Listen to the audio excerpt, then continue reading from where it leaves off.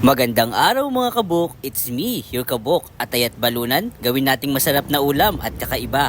Tara, tuturuan ko nga kayo. Bali dito nga, meron nga lang tayo isang malinis na kawalit. Bali pinainit na nga natin to at nilagyan nga lang natin ng konting mantika.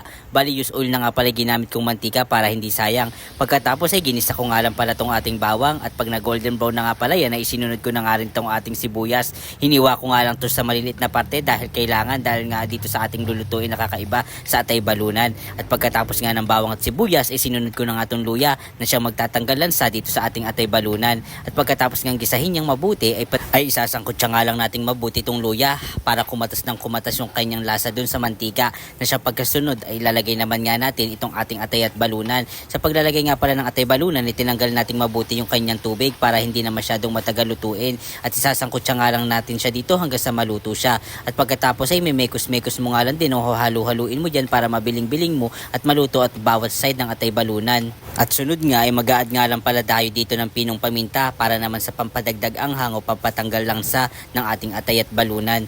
Favorite ko nga pala yung paminta kaya talaga namang madalas ako naglalagay nito sa mga pagkain at pagkatapos ay i-add na nga natin tong oyster sauce na siyang magpapalinamnam sa ating niluluto ngayon. At pagkatapos mo nga ilagay ang ating oyster sauce ay haluin nga lang natin to ng paulit-ulit para kumalat yung kanyang lasa dito sa ating niluluto. And then hihintayin nga lang natin siyang magmantika para naman talagang ayos-ayos at sabot sa loob-looban ang lasa. Pagkatapos ay nainad ko na nga pala dito ang siling panigang o siya magbibigay ng anghang dito sa ating niluluto.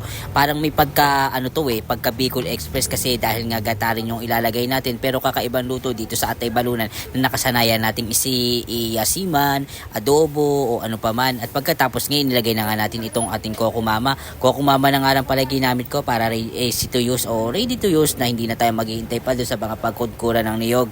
At syempre halu-haluin nga lang natin din itong mga kabuk para naman talagang kumalat yung lasa at nag-add na nga rin pala tayo ng pampalasa ng monosodium glutamate. At pagkatapos ng kumukulo na i-add na nga lang natin dito yung talbos ng kamote na siyang magbibigay o magbabalance doon sa lasa para hindi tayo maumay.